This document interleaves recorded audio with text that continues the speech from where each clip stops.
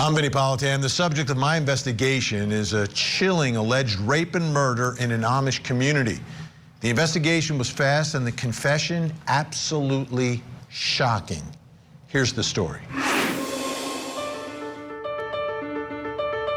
In the rolling fields of Meigs County, Ohio, among horse-drawn buggies and quiet faith, a tragedy shattered the peace. 28-year-old Rosanna Kinsinger's lifeless body was found inside her Rutland home on March 13th beside her goat. Her death ruled suspicious by the sheriff's office. Neighbors say Samuel Hochstetler, an 18-year-old Amish man who moved from Kentucky months earlier, had been living in the same community.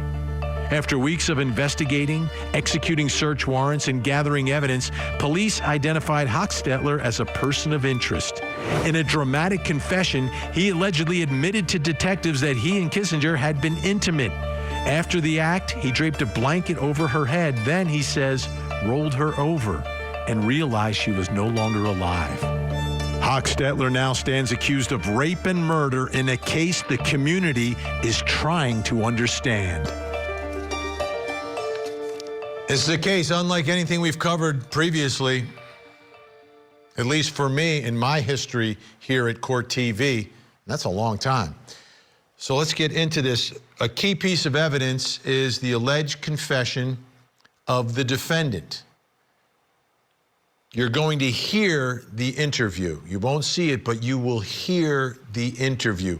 Listen closely, because there are some issues here when you're talking about this defendant and where he comes from and is now in the middle of our system of justice being interrogated.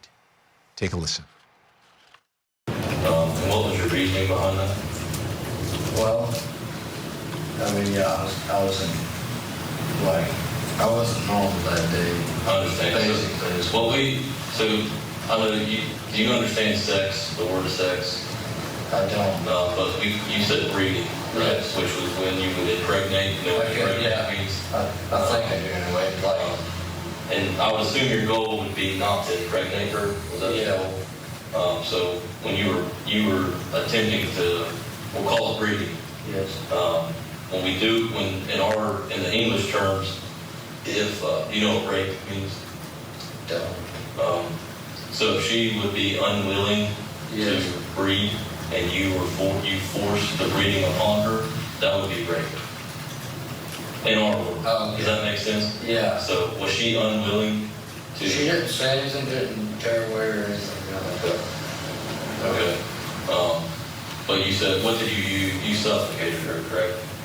Basically, that's what I think it was, yeah. Okay. And what happened? It was done when I realized it actually happened. If I'd have been in my right mind, I'd have thought that, but I didn't think of it at the time when I did it, that's what could happen. Okay. And what did you use to suffocate her with? You said like a sheet? I call it a blanket, but I'm not sure is that what you call it or not. Okay, a blanket, yeah. Like a cover, yeah. And was that a blanket that was on her bed? Yeah. Okay. Yes. You said that you didn't feel good when it happened. Yeah. Can you explain to me that? I need you to tell me. That's the only way you can be forgiven through being. One actually finished her on Rosanna. You killed Rosanna? Yeah. Okay. Explain to me how you did it. Yeah. I was actually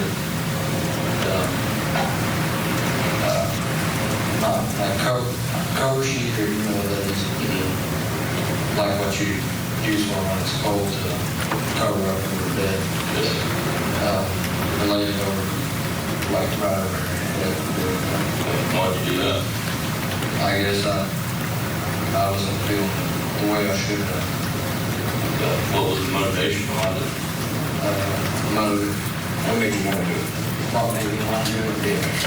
I guess that I wasn't in my right mind. I didn't know that. All right. I mean, now looking back, yeah, I definitely wouldn't do it again. But I mean, did you attempt to breed? Was it ever breed? Was it ever breeding? Like, Were you breeder? Were you trying to breed her? well, basically, something like that. Okay. So, How did it kind of play out? Did Rosanna invite you over, or did you just kind of, No, she hadn't. you just kind of went in and, Well, I knocked on the door, she wouldn't know, she welcomed me in there. did you guys have a secret relationship? Like, were you guys secretly Boyfriend and girlfriend? no, No. Okay. Was this something that you forced upon her? like, Did she tell you no? No. Okay. she was just, Was your client a breeder? basically, yeah. Okay. And then she died in the process of you breeding her. Yeah. Okay. And did we clear up that that was something that did she know that was going to happen? I said, yeah. She did know it was going to happen. Yeah. And did she was okay with it? She didn't say anything. Okay. She actually laid herself down on the bed. what did you say to her when you walked into the house? When I walked into the house, I said, good evening. And then she said, good evening, too, back to me. And then from there on, she didn't say anything. Did she ask you why you were there? She asked what I wanted. What'd you tell her? I just told her what I was thinking. Like, you said, I want to breed you, Yeah. or something like that. So, not quite those same words, but yeah. What did you say? Do you remember? Well, it's a different language and what, but it would mean the same thing, yeah. I want you to know I do appreciate you being honest and upfront. I think it's I really, yeah, I do know I lied the first time. yes, but we can get through that. That's the only way that God's going to forgive you. And I can promise you that being upfront and honest with it is a lot better than holding it in and us having to come find you later down the road. And, you know what I mean? Have you ever heard a police interrogation quite like that? Between the tone and some level of the disconnect in the language. Like, he's speaking English very well, but English isn't his first language. Apparently Pennsylvania Dutch is his normal language, his first language. But he does know English, but not every single word.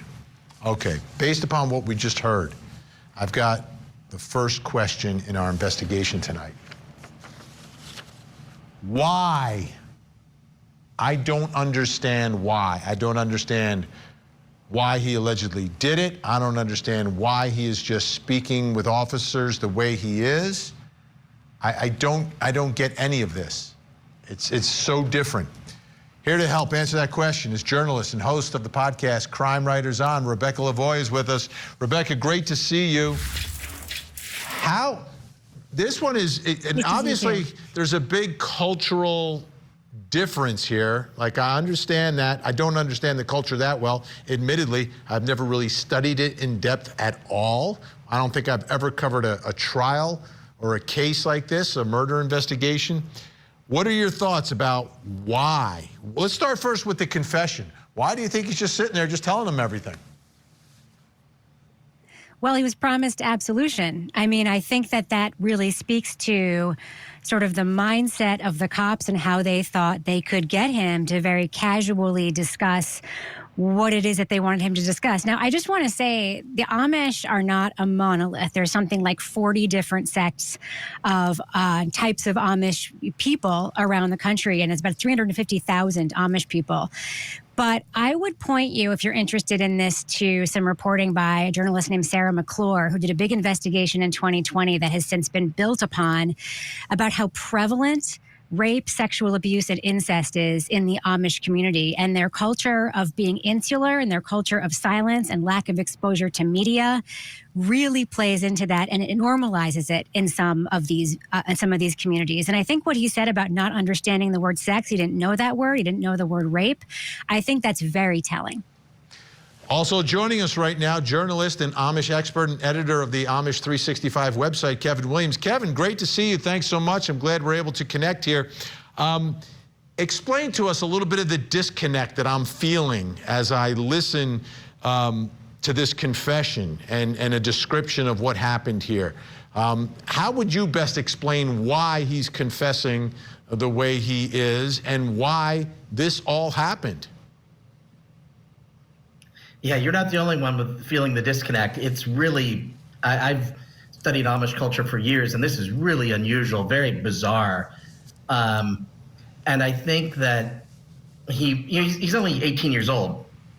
So you have a very young man who's grown up in a very insular culture, who's being brought in by the police, and I think he's just talking, and he's just getting it out. And as Rebecca said, he was sort of promised absolution, and he just talked. I do think it was a big mistake on the part of the police just by not having somebody who could speak Pennsylvania Dutch. That makes a huge difference when you're communicating with somebody from an Amish community. It breaks through a lot of barriers, and there were words that I don't think they each knew what each other meant, and that would have helped a lot. And they could have had that from the resources in Ohio. There had to have been an interpreter available. Explain this to us when you talk about Pennsylvania Dutch, because you listen to him speak English, and he speaks incredible English. Like how does that happen without him understanding? Like, he speaks so well. Well, I mean, almost all Amish are bilingual, but they learn German, Pennsylvania Dutch, first. That's their first language. If you listen to young Amish children, they're speaking German first. So you can speak English very well, but there's some words like, I don't think they ever really distinguish between breeding, rape, and sex. And he may not know the English minutia of that, but he would be able to communicate that in Pennsylvania Dutch for sure. Yeah, Rebecca, a lot of times when English isn't their first language and you listen to them speak, you can tell English isn't their first language. When you listen to him speak, it's not necessarily evident until you start coming across the words and then perhaps concepts that are somewhat foreign to him. I think it's really telling. He doesn't have an accent, but that doesn't mean he's speaking English very well. And I think it's very telling, for instance, when he describes a blanket as a sheet on top that you use to keep warm at night. That sort of shows sort of a lack of comprehension of certain words and the need to sort of describe things. And that's, to me, what makes this confession problematic, is that, he's describing circumstances that he doesn't have precision for. Now, of course, I'm not saying that he is or isn't guilty here, but, if he were a Spanish speaker, there would be an interpreter there who'd be able to talk about the nuances of what he was saying. And there's no nuance here. And he was given a lot of positive reinforcement for things like agreeing that he was, quote, breeding, which was the word that he ascribed to sex. And, why did you do it? I wasn't feeling myself. Like, what does that actually mean? That's not something we can know listening to this tape. All right, our guests are going to stick around. We've got a lot more to get into. Coming up next, what's the nature of the suspect and the victim's relationship? So you guys work? We weren't together like a date or something like that. Did you ever kiss her? I'm going to ask you a lot of intensely personal questions. How do you explain it? The worst crime anyone can imagine. Do you feel like you took the fall for this murder? Tell me in your own words, what happened? Let's get started. Interview with a Killer. New season premieres Saturday, October 25th. Only on Court TV.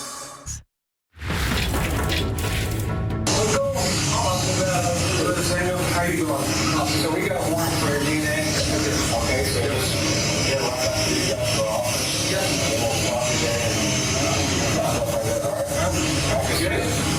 Just off and everything.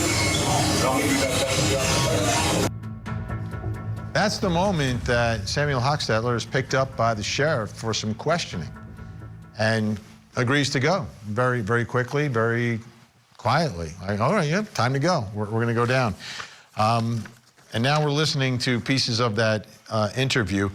I want you to take a listen to this part of the interview because obviously investigators have to kind of figure out what's going on here, what's the community standards, et cetera. And they ask him about how dating works in an Amish community. The answer, very interesting. What's the age? You mean how old I am? No, what's the age can you start looking for a girl? Here I think it's 18. Where I'm from, it's 19.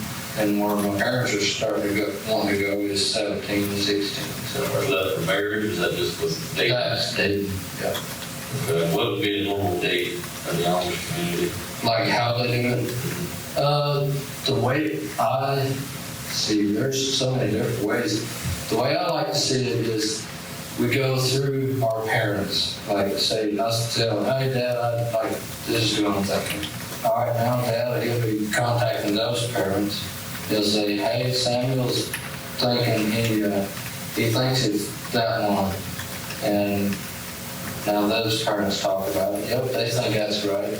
So they contact my parents back. In my community, we're not supposed to be doing anything more than a handshake. My family or her family, they can sit on the couches there. And yeah, I can go in that room, but the door has to be open. They can walk in there anytime. Okay, sounds, sort of old-fashioned, right? And perhaps, I don't know, your family, maybe they did it that way. But it's done through the parents. So they kind of set it up, and it's like they come and meet each other and perhaps sit in the courting parlor and speak to one another, and everyone has access to it. It's a very controlled situation. But this wasn't. The one thing he did say, though, in this community, 18 was the age, and he had just turned 18. So this is the beginning of his dating age, which brings us to the next question in our investigation. What is the nature of the suspect and victim's relationship? Before this moment, like what's going on between Samuel and Rosanna? Here to help with our investigation, creator and host of the Grizzly True Crime channel on YouTube, Gisela Kay is with us, and journalist and host of the podcast Crime Writers On, Rebecca Lavoie. All right, I want to play just a little more before we start talking about it. Here he is talking about how he knew Rosanna, the victim, who I believe is about 10 years older than he is. Let's listen. I did work with her that evening, at the greenhouse. We was putting plastic on. I know we was working with her that evening. What was your relationship like with Rosanna? I personally don't know her that, like, in detail or anything. So you guys weren't? We weren't together, like, a date or something like that. Did you ever kiss her? Were you guys ever intimate? I mean, I don't want to say I know the Amish community sometimes they get a little crazy sometimes, like hitting, like sexual. Do you know what that means? I don't. I don't know what it is. Do you know what intercourse is? I don't. You know how to make babies? Oh, yeah. What's the terminology you would use for that? Breeding, something like that. Yeah. I think that'd be close to that. Do you guys have a secret relationship? Like, We got secretly Boyfriend and girlfriend? no. Or, I mean, was that something like, to go over there, was that something normal for you to do, to go over to her trailer? Or No. Okay. All right, Gisela, they weren't in a dating, I don't think they were dating anyone at the time, either one of them. He's saying they're not in any sort of dating relationship. What do you think the nature of this relationship was? I mean, just acquaintances and neighbors. She was 28 years old, originally from Missouri, and I'm not too sure how long she lived in that particular community, but he'd only been there from the fall of 2024. And she was murdered on March 12th of 2025. So he wasn't there for all that long. Now, he had actually moved in with his cousin, who so happened to be Rosanna, the victim's neighbor. But she had no familial ties to him. There was no formal Amish courtship going on.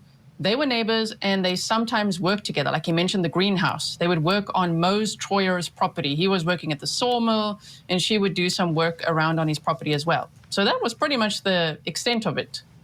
Rebecca, to me, I was really intrigued when he talked and described the dating and when it starts. It seemed like he had just reached the dating age, and I'm wondering if that's playing into the mix somehow in his mind relative to what he thought may or may not have been happening when he knocked on the door. I don't know if that's knowable, right? So one of the things that I'm thinking about is listening to other parts of his confession when I was watching the hearing today, is that, you know, he describes her affect as being flat. She didn't talk. She didn't move. She was silent.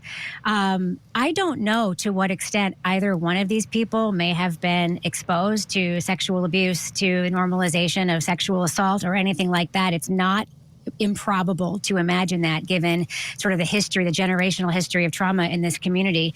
That being said, he seemed to make a separation between whatever it is he describes doing with her and the regular courtship that they have in that community. And I think it's very important for people to remember that this is very likely a community with no media, no TV.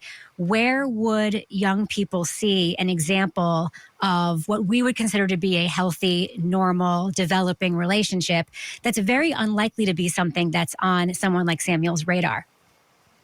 Yeah, Gisela, that is such a big part of this story, and trying to get into the mind of the accused rapist and murderer. I mean, that's always a big part of a case, is the mens rea, the mindset.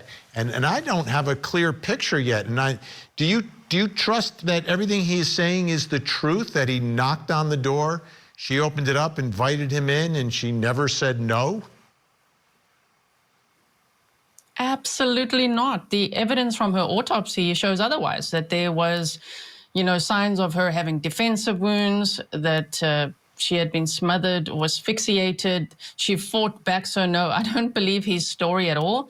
The other thing is, if you look into his background, he admits that he stole from his parents before. He admits that he had a phone, so who knows what he was actually researching, looking at, you know, indulging in, for all we know. And I think Rosanna, the victim, she was very entrepreneurial, and she was dreaming of becoming a teacher, and she was 28 years old and not yet married. So I think he saw her as a target, an opportunity. And to me, as much as he's got his Amish customs, I think he's playing a little dumb. I think he's leaning into that quite a lot when he actually has worldly knowledge. Interesting perspective. Okay, Rebecca Lavoie, great to have you in the program. Gisela's going to stick around. Still to come, what role will Amish culture play in this case?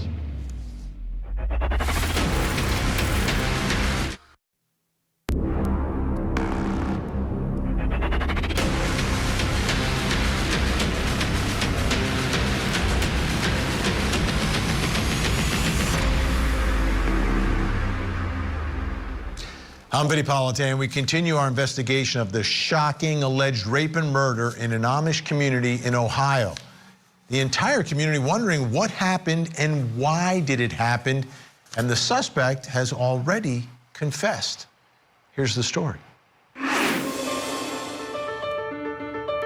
In an Amish settlement far from city lights, questions of innocence, faith, and justice now collide. Rosanna Kinsinger, 28, beloved in her community, vanished until a neighbor discovered her body in her home on a quiet March evening. Goat by her side, Rosanna lay silent. Suspicion ripened into grief. All evidence pointed to Samuel Hochstetler, a youthful newcomer moving in from Kentucky, living among those who now wonder how well they ever really knew him. When authorities found him, Hochstetler allegedly told them of intimacy with Rosanna, of placing a blanket over her head after they were together, and later discovering she had stopped breathing. Weeks of coroner work followed, legal filings, interviews, and search warrants all built the case. Now Hochstetler is locked up with $1 million bond. The Amish community, tight-knit yet vulnerable, waits, caught between tradition and a sorrow no prayer can easily heal. Now, the big part of this story, this case, and ultimately this trial is the Amish community. Like, we all recognize them, right? And we kind of know, like, this much about them, at least me. And there's a lot we don't know. And to me, that's important here. Really important part of this story and this case, because both the suspect and the victim are part of that community. Now, Rosanna, the victim, her father actually gave a statement to WSAZ, and I want to put it up on the screen for you. They didn't take a direct quote. They sort of summarized what the father said. But they said, speaking with the victim's father, Moses Kinsinger, Rosanna was an outgoing, friendly person who liked being around people. He was not aware of any problems between his daughter and the suspect. He said he hopes that Hochstetler is repentant. The victim's family wants to forgive him. And talking about Kinsinger, he just started down the wrong path, is the quote from Moses, the father. He started down the wrong path. They want to forgive him. Now, to me, obviously, you know, victim impact is relevant to this case as well. It doesn't determine how a case is prosecuted, but it certainly has some influence on how prosecutors approach the whole thing. And that brings us to the next question in our investigation. What role will Amish culture play in this case? Whether it's the investigation, the testimony, plea offers, the trial, the sentencing if he's convicted. Here to help answer that question, creator and host of the Grizzly True Crime YouTube channel, Gisela K. And still here with us, journalist, Amish expert and editor of the Amish 365 website, Kevin Williams. Kevin, I want to show everyone at home some of the video we have of what's happening at the courthouse, because again, like we recognize them because they dress a certain way, but it seemed like there are a lot of them inside the courtroom. And many times when I evaluate a courtroom, I'll look at, you know, where they're sitting to see who they're supporting. Is it the prosecution? Is it the defendant? Are they there for both? We also have some video from outside the courthouse. And obviously, folks are interested in the community. This is a big deal. This doesn't happen every day. It's one of the first times we've seen it here on Court TV. So, Kevin, what are your thoughts about that community and what role the culture will play in the way this investigation and potential trial play out? I think it's a big part of the case. I mean, this is not a large Amish community. This isn't one of the touristy Amish communities that we know of in Ohio that is, you know, very large. This is a very isolated community. There aren't a lot of resources. So I find it plausible that the young man just, I don't know. I mean, he could have been playing the cops and leaning into his Amish culture, or he, you know, I think they, again, I go back to the fact that I think they should have had somebody there speaking Pennsylvania Dutch who could get through that. Because it's a huge difference when you know the language. You can communicate much better. And how about the sympathies in the case? Hearing from the father saying he wants to forgive. I mean, it's rare you hear that this quickly in a case. Do you think that is going to be different from what we normally see in courtrooms, the reaction of the community? Or do you think it's going to be more standard, like people connected to her are going to want a conviction here? I think, based on what my experience with Amish culture is, they're there to support both.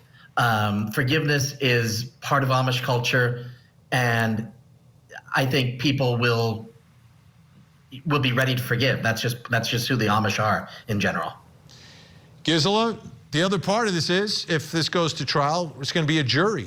And I wonder how seeing all the folks from the community in the gallery day after day, and if they are, in fact, you know, showing support for both sides here, whether that has any influence in the way all of this will play out. I mean, it could. The culture is very particular, so I would hope that the state would have like an Amish sociology expert there to help explain things along the way. Otherwise, I feel like the case is at risk, of course, of not being prosecuted, especially if, as you say, maybe the victims' families could say, but we forgive him. Maybe they also will be traumatized. If you think about autopsy photos and reports like that, you know, not handling that because they aren't usually exposed to things like that. So I think it's going to be very interesting, very challenging actually for the state. And I think the Amish culture will be at the heart of the defense strategy. They've got a lot to work with there. Kevin, what are your thoughts about the way they will, the community will react to the system doing what they do, right? Whether it's the prosecutor asking for a conviction, whether it's asking for time in prison, and then the media who, like us, will obviously show up. Will they shun away from us? Will they go away from us? Will they want to speak about this? Will they want to present something to the outside world about how all of this is impacting them? I mean, they will go with the system. They believe in the system. But this is Amish on Amish violence, which is very, very rare. This is not something, in many cases, this is uncharted territory for most Amish communities. They will want to get their story out. You won't see them in front of TV cameras, but maybe some print reporters will get some interviews. Talking is therapeutic. The Amish are a very closed culture. So when they get a chance to talk, they often will express themselves, but they won't be on camera. But they'll let the system work. And if he's found guilty and is sent to prison, they won't have a problem with that. Gisela, the other part of this is some of the witnesses may very well be from the Amish community. You know, you want to, like every murder case and rape case, you need the backstory of who the victim is, who the defendant is, and what people saw or heard. They may have had discussions with him afterwards. That's going to be interesting to see as well, you know, how they testify and how they are received. Definitely. But I am very proud of them for calling 911, you know, getting the police and the system involved, because this is a very serious case. I mean, he's facing aggravated murder charges, 2 times murder charges, strangulation, rape, kidnapping. It's a huge case at this point. I think it'll be smart for the state to actually offer him a plea deal, you know, seeing as he's so compliant and ready to talk. That could be a good strategy. But yeah, seeing the witnesses on the stand, I think it's going to be extremely interesting. I can't wait to watch this trial if it does actually go there. Kevin, do you expect, and if we presume there's a conviction, right, and there's a sentencing, do you think members of the community will want to speak both from the victim impact perspective and perhaps people from the community speak on behalf of the defendant? I mean, this is just conjecture on my part from my own experience with the Amish. I don't think there will be a lot of people that will be lining up to tell their story in the courtroom. They'll let the system work. And if he's found guilty, they'll go with that. But I don't think you'll see a lot of people lining up to speak their piece. That's not within Amish nature for the most part. All right, big thanks to Kevin Williams and Gisela Kay. Make sure you check out Grizzly True Crime on this story and many other true crime stories. And Kevin Williams, Amish 365 website. Coming up next, did the suspect really know what was happening while he was confessing? Did you have questions about what each item meant? When I first seen him, I had no idea what it is. Donna Adelson was part of a conspiracy to kill her former son-in-law, Dan Markell. He's not going to survive. Oh my God.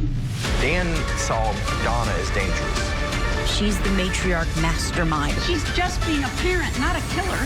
Victim to Verdict with Ted Rollins. Season finale, Saturday night at 8 Eastern and Pacific. And during the finale, don't miss an exclusive preview for the new season of Interview with a Killer, only on Court TV.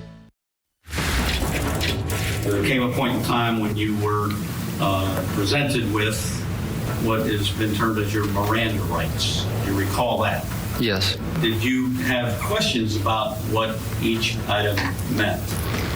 When I first seen him, I had no idea what it is. I didn't know what it was, what it meant. Had you ever heard of a person's Miranda rights prior to that moment in time? No, I didn't know. So this confession, very compelling evidence against Samuel Hochstetler. So there's a hearing to try to get the confession suppressed, kept out of evidence, kept away from the jury when he goes to trial. So part of that is, what did you understand at the time, right? It's about your understanding your rights. Take a listen to some more from the courtroom. This, again, is the defendant testifying about the interrogation. So we came in the door, and then I sat here, Lieutenant Campbell here, and Sergeant Tracy were on that end. And what was your belief or your understanding of what was going to take place once you got up to that room at that point? I thought we was going to do DNA. I started looking around the room, and I didn't know what they were going to do because I didn't see anything, kind of machines or anything. And what, in fact, did happen once you got into the room? The first thing was they started asking questions. I knew they wanted something. I didn't know what. I knew they was trying to make me say something that I didn't want to say, and I didn't know what. Okay. What was your thinking in terms of whether or not you had or would have permission to leave if you chose to? I never knew that I had permission to leave. They never said I was free to go anytime. What was your thinking in terms of whether or not you would have permission to leave at any point in time? Well, I had a thought of leaving, but I didn't think it would be any better because I knew there was 2 cops down there by the door, the only door I knew to exit. I knew I wouldn't make it past them. They had guns on them, everything. I didn't want to get shot and didn't want to get tased. So did you think you would be permitted to leave or not permitted to leave? I didn't know I had permission to leave. Now, another part of this is the testimony of the officers is that they gave him his Miranda warnings twice during this interrogation/interview when he confessed to the crime. So remember, Pennsylvania Dutch is his first language. He learned English, despite the fact that he doesn't really have an accent that you could pick up on. English is not his first language. That brings us to the next question in our investigation. It's an important one for this piece of evidence, the confession. Did the suspect really know what was happening when he was confessing? Do we believe he really understood his rights? He knew what police were doing. He understood the incriminating nature of all the statements he was making. Here to help us with our investigation is former homicide detective with more than 20 years working homicides and high-profile cases and interviews just like this. It's Phil Waters and Ohio criminal defense attorney Don Milarczyk. All right, thank you both for being here. Phil, what are your thoughts here? Did he really know what was going on here? Let's be honest. Did he really know? Yeah, it's great to be back with you, Vinny. You always bring me in on these kind of strange circumstances, right, on these cases. I've listened to part of the interview, the audio anyway, and watching him here on the stand. It's all going to come down to understanding, right? What did he understand? When did he understand it? And so forth. I think what's compelling to me is listening to his testimony where he is describing the setting. Now, if they brought him down there with their intention to do a non-custodial interview and they didn't tell him that he was not under arrest, he's not in custody, he's free to leave, then the non-custodial part of that is gone. So that's lost. They do Mirandize him. They say they Mirandize him twice, which makes it a custodial interview. So the important part is going to be, did he listen to the rights as they were read to him? And did he understand each one of those rights? And did he waive, either in an explicit waiver or an implicit waiver, those rights and continue that conversation where he lays out what happened? Now, in my view, based on what little I have seen and just what he said on this in his testimony in this suppression hearing, he did understand it. Even to the point of he is now describing what the setting was, what his understanding of the setting was, and then he knew if he tried to escape, there's 2 cops standing at the end of the hallway or the door or whatever with guns on it, so he knew he couldn't do that. So I think I get the kind of the Amish nuance here about did he understand and Dutching and all this other stuff. Look, this is an articulate young man. He's a smart guy. And in my view, having listened to some of the interview and this testimony here at trial, at the suppression hearing, he understood it. He knew exactly what he was down there to do. And he's talking about they were trying to get me to say something I didn't want to say. Everybody that commits a murder that sat in the interview room with me understands that I'm trying to get them to get to the truth about something they don't want to talk about. So all of these things, what I've seen so far, I can't imagine this judge suppressing this interview. It's a big deal. Don Milarczyk, what are your thoughts here? I don't know if you've handled any cases involving the Amish there in Ohio, but they didn't have an interpreter there. There was no one there to speak Pennsylvania Dutch, and he obviously didn't understand certain concepts and words like sex and rape. Yeah, Vinny, I've handled some Amish cases here in Ohio, and the test in Ohio is the burden is really on the prosecution to prove by a preponderance of the evidence that this was a knowing, a voluntary, and an intelligent waiver of his Miranda rights. And in order to show that, they have to demonstrate to the satisfaction of the court that this individual knew the nature of the rights he was waiving and the consequences. And I think that's really where the defense has the best argument. Did he understand the consequences of waiving his right to remain silent? He can understand, if I try to run, the police are going to attack me, right? They're going to tackle me. That's the consequences of his action. But if you remember what he testified to, he said, I thought I was going in front of a judge and I was going to confess, I was going to be forgiven, and I was going to go home. So that's his appreciation of the consequences of waiving his right and agreeing to speak. We heard from your last segment, your expert, Mr. Williams, talking about how forgiveness is such a crucial part of the Amish tradition and the Amish faith. We heard from the victim's father talking about forgiving this young man. So it makes sense that he would believe, if I confess, I'm going to be forgiven and I can go home. That's not a real appreciation of the consequences of waiving that important right. We only have about 10 seconds left here. We ran out of time tonight, guys. Don, do they usually have an interpreter there for Amish when they're brought in? It's pretty rare, no. And this is a really time-sensitive thing, so it would surprise me if they would take the time to get an interpreter. All right. Unfortunately, we're short on time tonight, but Phil Waters, always great to have your insight. Don Milarczyk, thank you so much.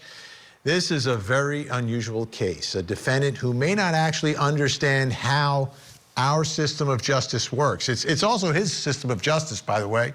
He lives in the country, right? But that may not matter.